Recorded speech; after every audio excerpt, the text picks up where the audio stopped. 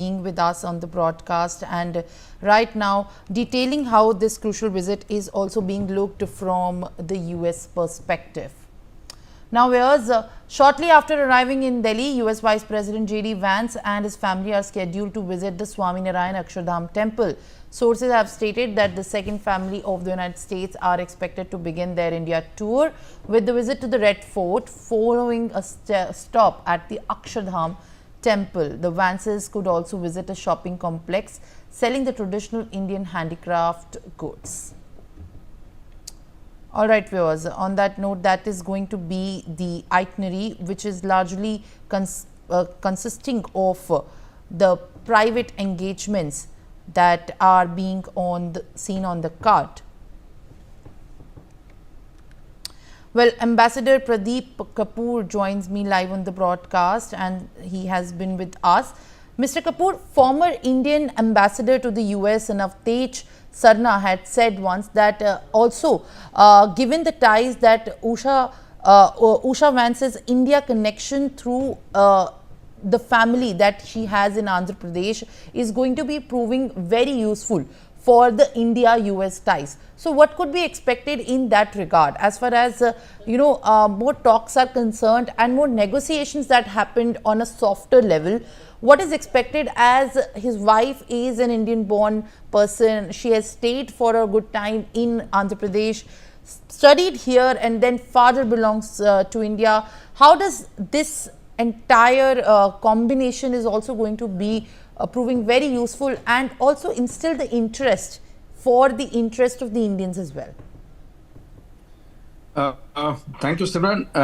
Primarily, we have to see that Vance's, initial and primary focus will be on the what is in the interest of the US and how can the US work together with India in a formal way.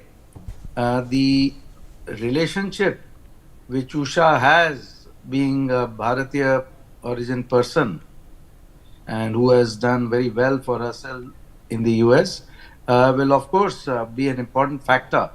But it is not going to be the primary overriding factor. It is just going to facilitate the conversation, the dialogue, the sort of interactions which J.D. Vance will be having with the counterparts and with the Indian officials. And that's not going to be something which is going to limit itself to this visit only. It's going to be a continuing factor because, he has a lot of respect for Usha and her accomplishments.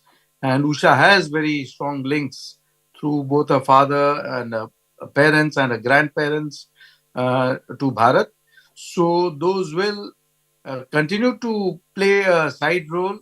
But primarily, we have to say what is on the cards for the US, what is on the cards for India, how does India fit into the US strategic concerns, how does US fit into India's strategic concerns, how do they mutually address each other's concerns and go forward to tackle the challenges which both the countries face. Because when I look at it sitting here in Washington, D.C., there are a lot of forces which we can call as the breaking US forces.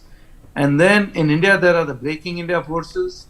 And currently, there is overlap on a lot of these forces in the sense that you have the Islamic Jihad and the political Islam, which is a significant threat to both the countries.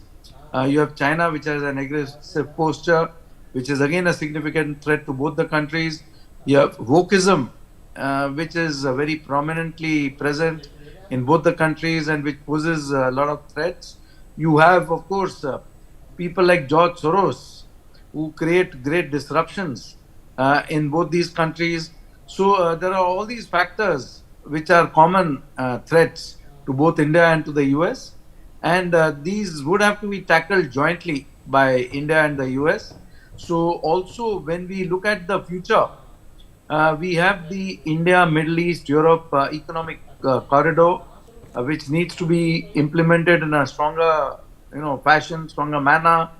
We have the Quad, which needs to be reinforced, and the focus has to shift back to the security aspects of the quadrilateral security dialogue.